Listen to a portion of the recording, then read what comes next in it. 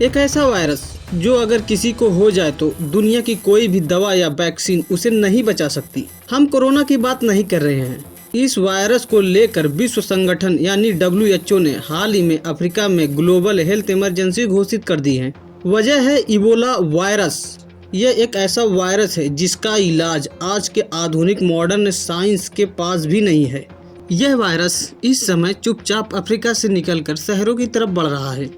इस समय एक अफ्रीकी देश डेमोक्रेटिक रिपब्लिक ऑफ कांगो का इटूरी प्रांत इस महामारी का केंद्र बन चुका है। यह वहां के कुछ इलाकों तक ही नहीं, यह वायरस सीमा पार करके पड़ोसी देश युगांडा की राजधानी कापाला तक फैल चुका है। ताजा रिपोर्ट की बात करें तो अब तक 500 से अधिक मामले सामने आ चुके हैं और 130 से ज्यादा लोगों की जानें जा चुकी है। वैज्ञानिकों ने पुष्टि की है यह इबोला का सबसे दुर्लभ वेरिएंट है, यानी कि खतरनाक, जिसका नाम दिया गया है बुंडीबिग्यो स्ट्रेन।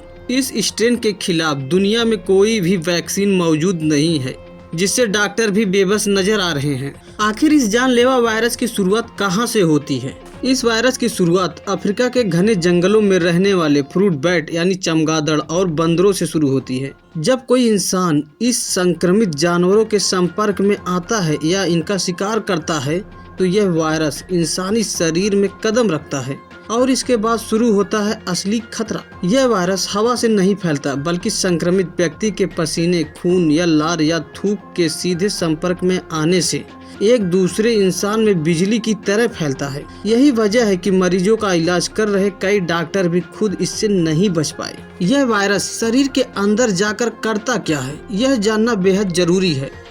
यह वायरस बुंडीबिग्यो स्ट्रेन का डेथ रेट 50% तक हो सकता है। शुरुआत में यह किसी आम फ्लू जैसा लगता है, लेकिन तेज बुखार, कमजोरी और मांसपेशियों में दर्द, अगले कुछ ही दिनों में यह वायरस शरीर की खून की धमनियों पर हमला कर देता है। मरीज के अंदरूनी अंग जैसे लीवर और किडनी फेल होने लगते हैं। गंभीर मामलों में मरीज के नाक, कान और आंख से खून बहने लगता है, जिसे मेडिकल भाषा में हेमोरेजिक फीवर कहते हैं। अगर इतिहास देखें तो इबोला को सबसे पहले साल 1976 में कांगो की इबोला नदी के पास खोजा गया था, जहां इसे नाम दिया गया इबोला। इसके बाद साल 2014 के आउटब्रेक में इसने 11,000 से अधिक लोगों को मार डाला था। आज इतिहास खुद को दोहरा रहा है। राहत की बात बस इतनी है कि यह कोरोना की तरह हवा से नहीं फैलता, इसलिए भारत जैसे देशों में इसका खतरा फिलहाल बहुत कम है। लेकिन यह महामारी हमें याद दिलाती है कि प्रकृति के पास ऐसे कई रहस्य हैं जिससे इंसान आज भी अनजान है। इस पर आपकी क्या राय है? कमेंट में जरूर बताइएगा और अगले वीडियो के लिए हमें फॉलो करना ना भूलें।